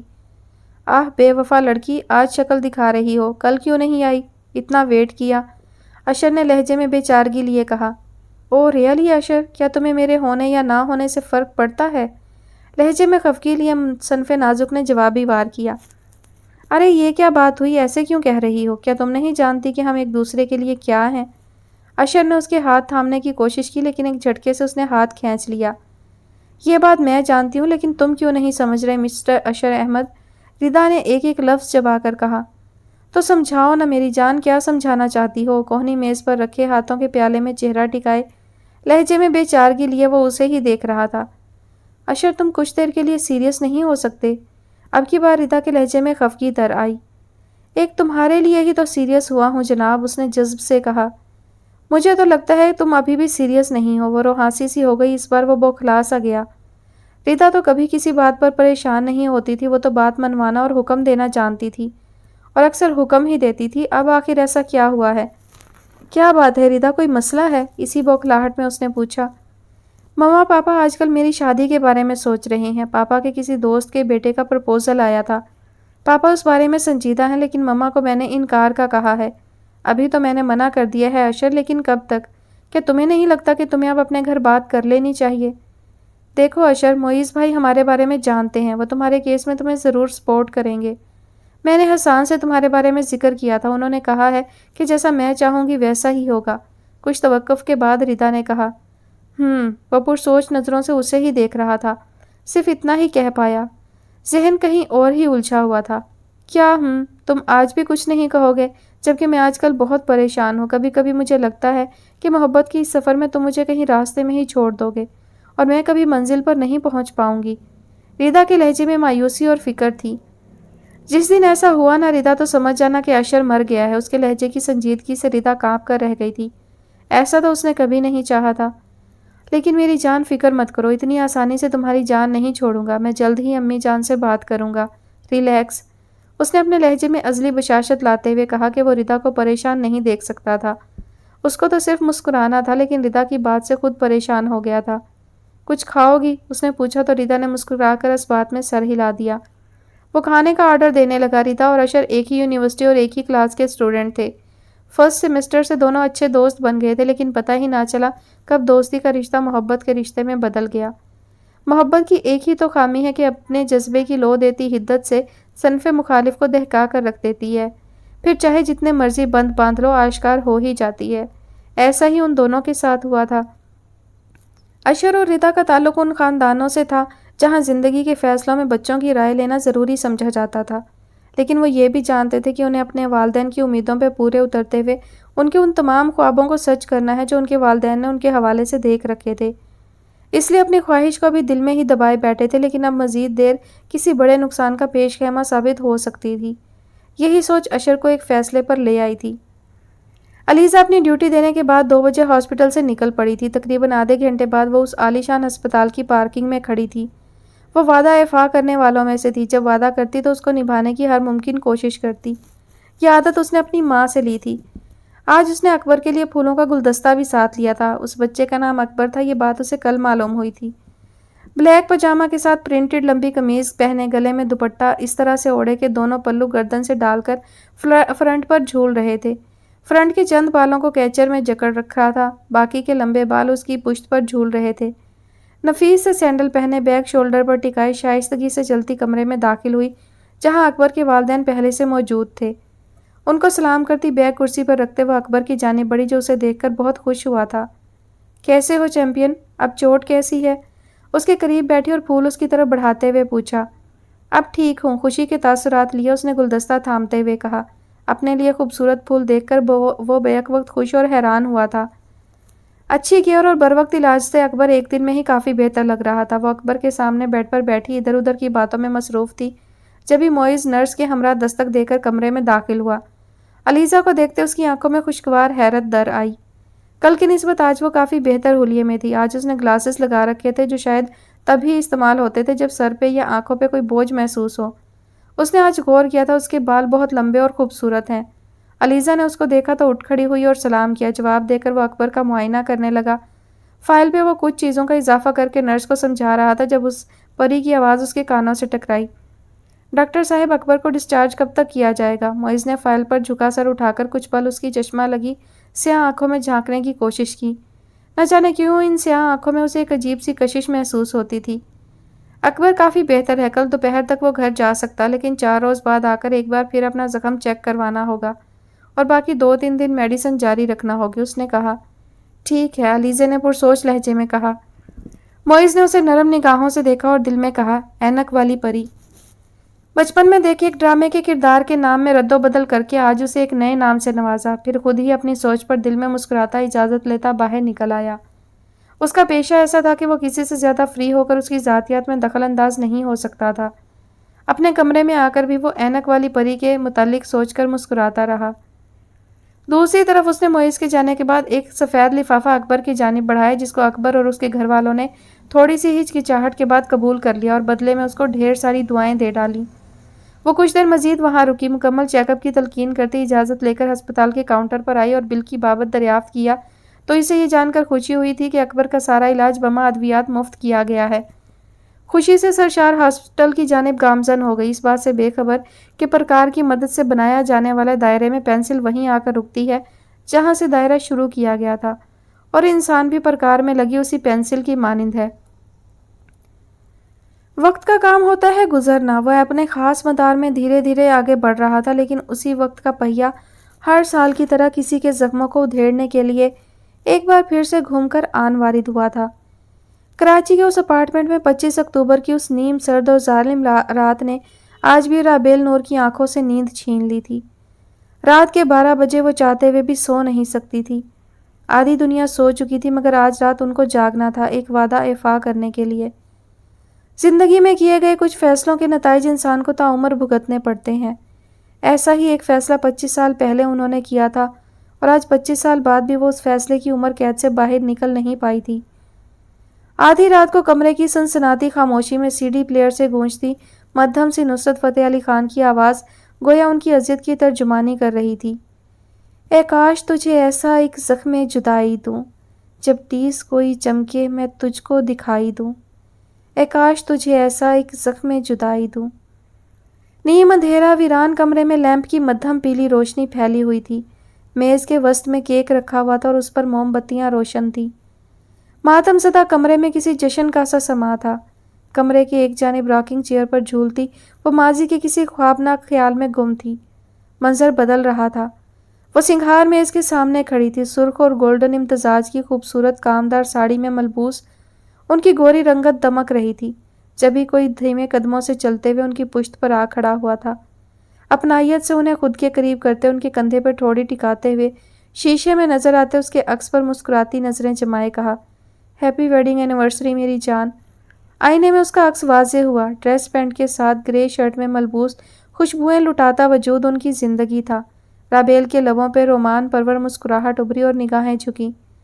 کمرے میں جلتی موم بتیوں کی مدھم سی روشنی اور پھولوں کی خوشبو نے ماحول کو فسوں خیز بنا رکھا تھا۔ آج ان کی شادی کی 3ری سالگرہ تھی، ان کے ساتھ نے زندگی کو مکمل اور حسین بنا دیا تھا، ایسا ان کا خیال تھا۔ ہیپی ویڈنگ اینیورسری جانے نور، یہ سب کتنا خوبصورت اور مکمل ہے، بالکل کسی حسین خواب کی طرح۔ آنکھوں میں پیار سموئے شرمیلی مسکراہٹ لیے وہ آئینہ میں نظر آتے عکس کی آنکھوں میں دیکھتے ہوئے ایک دوسرے سے مخاطب تھے۔ یہ خواب نہیں، حقیقت ہے میری جان، اور میری خواہش ہے کہ ہم زندگی کی ہر سالگرہ اسی طرح منائیں۔ تم اتنی ہی خوبصورت اور حسین دکھو، پھر چاہے وہ 3ری سالگرہ ہو یا 30ویں، مناؤ گی نا؟ اور جوان بچوں کے اماں بابا بن کر ہم سالگرہ مناتے اچھے لگیں گے؟ اس خوبصورت وجود نے ایک ادا سے پوچھا۔ ہاں میں تو مناؤں گا، نہ خود جلدی بوڑھا ہوں گا نہ تمہیں ہونے دوں گا۔ وعدہ کرو رابیل، ہم یہ دن کبھی نہیں بھولیں گے، اور تم مجھے یہ دن کبھی بھولنے نہیں دو گی۔ ان کی گردن میں کندن کی خوبصورت زنجیر پہناتے گمبھیر لہجے میں کہتے اس وجود نے اپنے لب اس کی سبھی پیشانی پر رکھ دیے۔ پکا وعدہ، شرمیلی سی مسکراہٹ لیے آنکھیں موندے ان کے سینے پر سر ٹکائے انہوں نے کہا تھا۔ اس رات ان سے ایک وعدہ لیا گیا تھا اور وہ تو وعدہ ایفا کرنے والوں میں سے تھی۔ ہاں میں نے تجھے چاہا، انکار نہیں مجھ کو، یہ جرم تو ثابت ہے، کیا اس کی صفائی دوں؟ اے کاش تجھے ایسا ایک زخم جدائی دوں۔ سی ڈی پلیئر سے گونجتی موسیقی نے جب حال دل کہا تو ماضی سے حال کا سفر طے کرنے میں کچھ ہی پل لگے۔ تم تو 3 سال ساتھ نہ چل سکے، 30 سال کا وعدہ لے بیٹھے۔ آؤ اور آ کر دیکھ لو، میں کچھ بھی نہیں بھولی۔ ہر سال آج کا دن یاد رکھنے کو دہکتی آگ سے گزرتی ہوں، پھر چاہے روح چھلنی ہو یا پیر آبلا پا، کوئی فرق نہیں پڑتا۔ فرق ہے تو صرف اتنا کہ یہ دن یاد کروانے کا حق کھو دیا ہے، یا شاید آپ نے چھین لیا ہے۔ کاش ہمارے درمیان سب کچھ ہوتا، بس ایک محبت نہ ہوتی۔ صحرا میں پانی کی گماں سی محبت جو پل پل مجھے اذیت دیتی ہے۔ خود کلامی کرتی ان کی نگاہیں کیک پر لگی موم بتیوں پر جمی تھیں۔ وہ اس وقت ان کے غم پہ آنسو بہاتی اب ختم ہونے کو تھی۔ محبت ہو جانا ایک فطری عمل ہے، مگر محبت ہو جانے کے بعد اس دریا میں اتر کر محبت کو نبھانا اور اسی کا بن کر رہنا ہی اصل محبت ہے۔ افسوس تو اسی بات کا تھا کہ رابیل نے محبت کا یہ دریا اکیلے پار کیا تھا۔ راکنگ چیئر کی پشت سے ٹیک لگا کر اذیت سے آنکھیں میچی، 2 آنسو خاموشی سے بہہ کر بالوں میں چھپ گئے۔ جبکہ گردن کے گرد جھولتی کندن کی خوبصورت زنجیر لیمپ کی مدھم سی روشنی میں مزید دمکنے لگی تھی۔ مغرور ہے تو کتنا صرف ایک صنم بن کر، تو چاہے تو میں تجھ کو تن من کی خدائی دوں، اے کاش تجھے ایسا ایک زخم جدائی دوں۔ سلطان ولا کے لاؤنج میں صوفے پہ بی جان براجمان تھی، جبکہ وسط میں رکھے میز کے قریب ہی نیچے کارپیٹ پر بیٹھے اشر اور شانزے لوڈو کھیل رہے تھے۔ آلیان گیم کو انجوائے کرتے کبھی شانزے کا پارٹنر بن جاتا اور کبھی اشر کا۔ اس ولا میں ان چاروں کی دو مخصوص پارٹیاں بنی ہوئی تھیں بقول اشر کے۔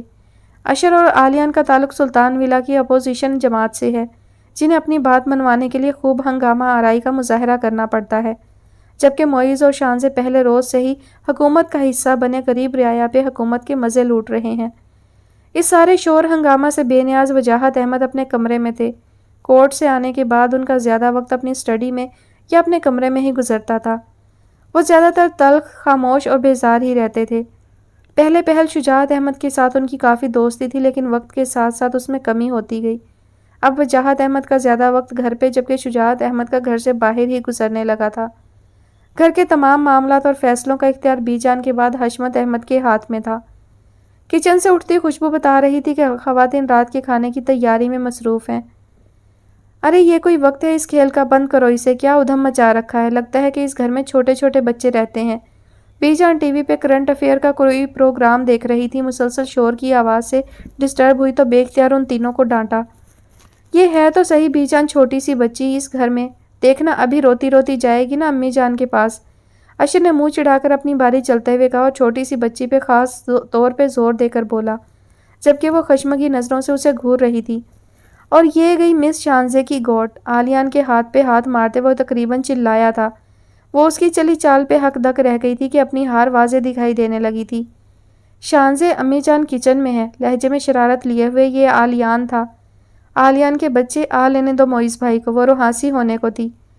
آج بھائی کو ایمرجنسی ہے، وہ گھر نہیں آئیں گے۔ اشر لہک لہک کر اپنے طور پر خبر دے ہی رہا تھا اور وہ ہونک بنی اسے دیکھ رہی تھی۔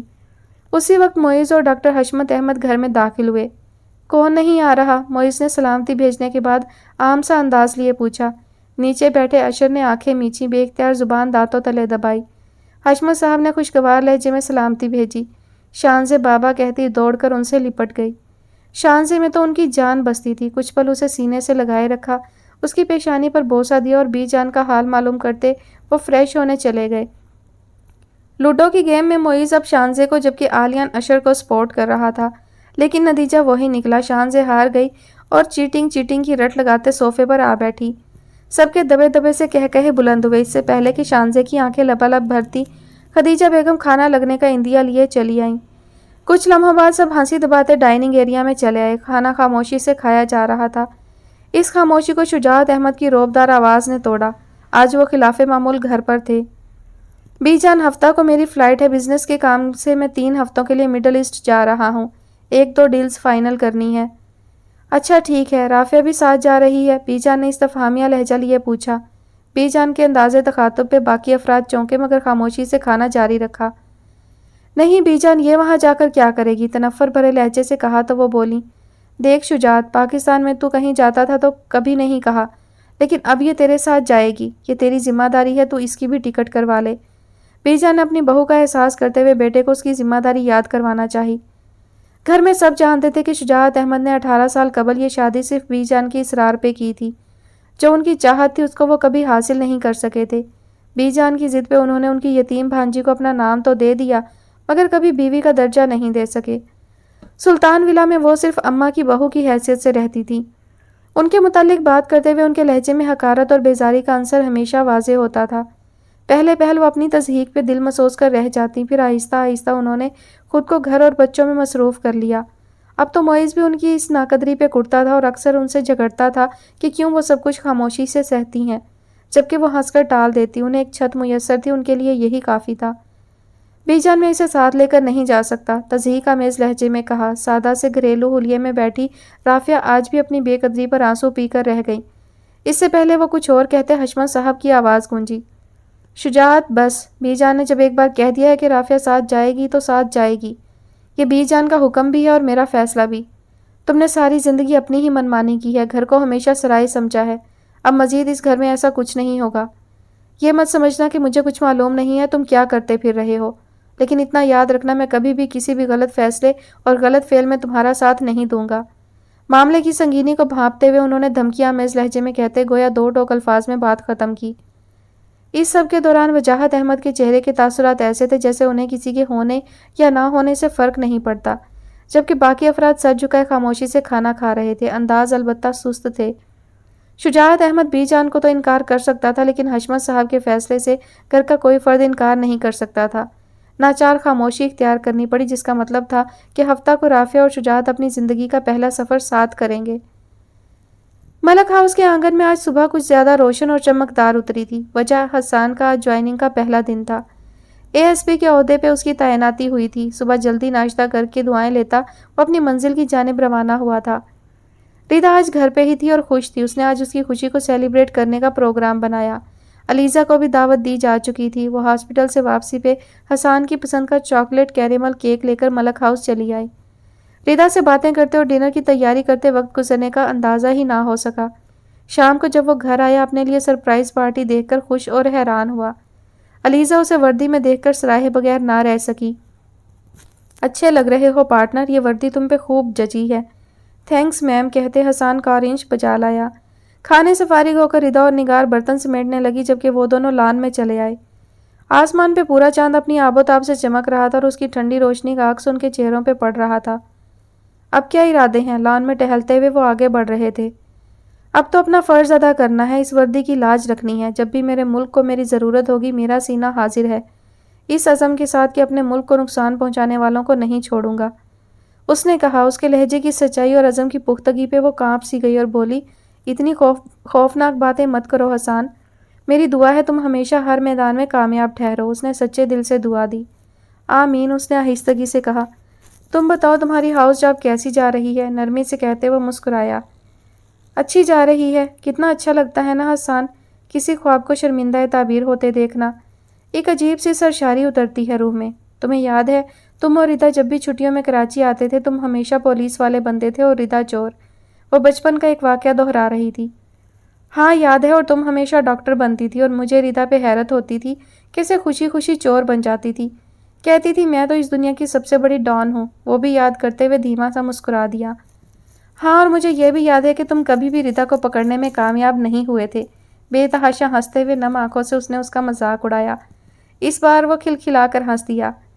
وقت کا پتہ ہی نہیں چلا کیسے تیزی سے گزر گیا۔ لڑتے جھگڑتے کھیلتے کودتے ایک دوسرے سے راز و نیاز کرتے۔ اس نے سر جھٹکتے ہوئے علیزہ سے کہا، ہاں وقت کا کیا ہے، پنکھ لگا کر اڑ جاتا ہے، پتہ ہی نہیں چلتا۔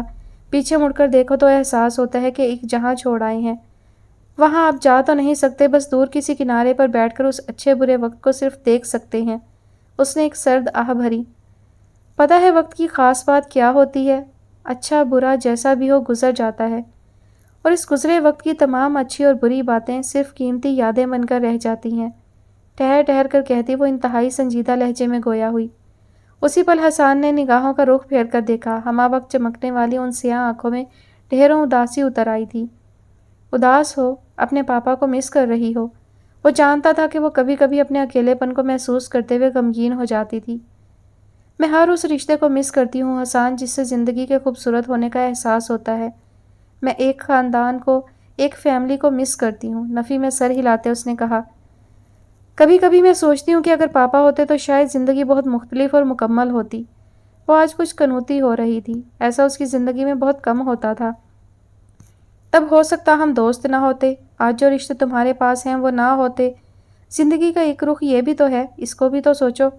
زندگی سب کچھ پا لینے کا نام نہیں ہے علیزہ۔ جو تم آج ہو شاید وہ بھی نہ ہوتی۔ اتنے خود اعتماد، باوقار، کامیاب اور بہادر۔ وہ ایک ایک کر کے اس کی خوبیاں گنوا رہا تھا۔ مائی ڈیئر پارٹنر، تمہاری اچھی بات پتہ کیا ہے؟ تم نے زندگی کو جینا سیکھا ہے، زندگی سے جینا نہیں سیکھا۔ خود کو زندگی کے دھارے پہ چھوڑ کر کمزور مت بنو۔ زندگی جینے کے لیے خود پہ ایک مضبوط کھول چڑھانا بہت ضروری ہوتا ہے۔ ایک دوسرے کے ہمراہ وہ دھیرے دھیرے چل رہے تھے کہ کچھ توقف کے بعد وہ اسے دیکھتے ہوئے کہنے لگا، ایک بات یاد رکھنا علیزہ، مثبت سوچ اور مثبت رویے ہی انسان کی زندگی کو آسان بناتے ہیں اور زندگی کے پیچیدہ مسائل سے نکلنے کے لیے در بناتے ہیں۔ اس لیے آگے بڑھو اور مثبت سوچو۔ جو تمہارے پاس ہے صرف اس پہ قناعت کرنا سیکھو۔ خود اذیتی، احساس کمتری، یہ الفاظ زندگی کی راہیں کھوکھلی کر دیتے ہیں کہ انسان قدم قدم پہ گرنے لگتا ہے۔ اب وہ کسی مشفق استاد کی طرح اس کو سمجھا رہا تھا۔ ٹھیک کہتے ہو، نانا ابا بھی کہا کرتے تھے۔ وہ کہتے تھے علیزہ کبھی بھی دل کو دماغ پہ حاوی مت ہونے دینا، نفع نقصان سوچے بغیر زندگی کے بھنور میں پھنسا دیتا ہے۔ پرسوچ لہجے میں کہتے اس نے نانا جان کی حکمت بیان کی۔ جی بالکل، نانا جی کے ارشادات تو مجھے زبانی ازبر ہیں۔ خیر آنی سے بات ہوئی؟ ٹھیک ہے، اس نے چڑھ کر پوچھا۔ جانتا تھا نانا ابا کی ذات پہ وہ گھنٹوں بات کر سکتی تھی۔ ہاں ہوئی تھی، کسی ورکشاپ کے سلسلے میں کل کی فلائٹ سے 2 ماہ کے لیے قطر جا رہی ہیں۔ دسمبر میں واپسی ہوگی۔ اس بار کافی لمبا ٹرپ ہے، اس نے عام سے انداز میں کہا۔ وہ رابیل کے ان لانگ اور شارٹ ٹرپ کی اب عادی ہو چکی تھی۔ علیزہ تم محبت پہ یقین رکھتی ہو؟ ایک خلاف توقع سوال آیا۔ اس نے چونک کر اسے دیکھا۔ وہ چلتے چلتے رک کر اب آسمان پہ روشن چاند کو دیکھ رہا تھا۔ وہ بھی رک گئی، پہلے حیران ہوئی پھر بولی، محبت تو ایک حقیقی جذبہ ہے، جیسے پھولوں میں خوشبو ہوتی ہے، سورج میں روشنی ہوتی ہے، دن میں اجالا اور رات میں تاریکی ہوتی ہے، اسی طرح ہر انسان کے اندر محبت موجود ہوتی ہے۔ فرق صرف اتنا ہے کہ کچھ اس محبت کو جلد پا لیتے ہیں، کچھ کو تلاش کرنی پڑتی ہے، کچھ محبت کو پا کر بھی کھو دیتے ہیں اور کچھ تو اسے پانے کے چکر میں خود کھو جاتے ہیں۔ وہ ٹکٹکی باندھے ہوئے کھڑا اسے سن رہا تھا۔ ویسے تمہاری محبت کا تعلق کون سی کیٹیگری سے ہے؟ اس نے ابرو اچکاتے ہوئے آخری جملہ کہا۔ وہ جو غور سے اسے سن رہا تھا یکدم بوکھلا کر رہ گیا۔ کیا مطلب؟ خفت سے جھٹکتے ایک بار پھر سے ٹہلنے کا سلسلہ شروع کرتے ہوئے اس نے کہا، تمہارے سوچنے سے جان لیتی ہوں کہ کس بارے میں سوچ رہے ہو۔ کون ہے جس کو دیکھ کر احساس جاگا ہے کہ محبت بھی اپنا وجود رکھتی ہے؟ شرارتی نگاہیں اس پہ گاڑے وہ پوچھ رہی تھی۔ آئی سویئر تم نہیں ہو، اپنے ایک ایک لفظ پہ زور دیتے اس نے کہا۔ لہجے میں شرارت واضح تھی۔ بکو مت، وہ مجھے معلوم ہے، تم اس کا بتاؤ۔ روب سے اسے جھڑکا۔ کیا بتاؤں؟ اس کا تو مجھے ابھی خود بھی نہیں پتا، پتہ لگا رہا ہوں۔ گہری سانس بھر کر کہا، گویا ایک سرد آہ بھری ہو۔ بس اس کو دیکھ کر احساس ہوا تھا کہ محبت معصوم بھی ہوتی ہے۔ اب کہ اس نے مسکراہٹ دبائے ہوئے کہا، آنکھوں میں شرارت اور خوشی کے جگنوں چمک رہے تھے۔ اچھا؟ اس کے انداز اور لب و لہجے پہ وہ زور سے چلائی، جبکہ اس کا کہکہا بلند ہوا۔ نگاہوں کے سامنے بے اختیار ایک سراپا ظاہر ہوا، معصوم، ارد گرد سے بے نیاز۔ علیزہ نے اس پل کنکھیوں سے اسے دیکھا جس کے چہرے پہ محبت کے رنگ پھیلے ہوئے تھے، اور خود بھی مسکرا دی۔ کچن کی کھڑکی سے نگاہ دوڑاتی نگار نے اس منظر کو دلچسپی سے دیکھا۔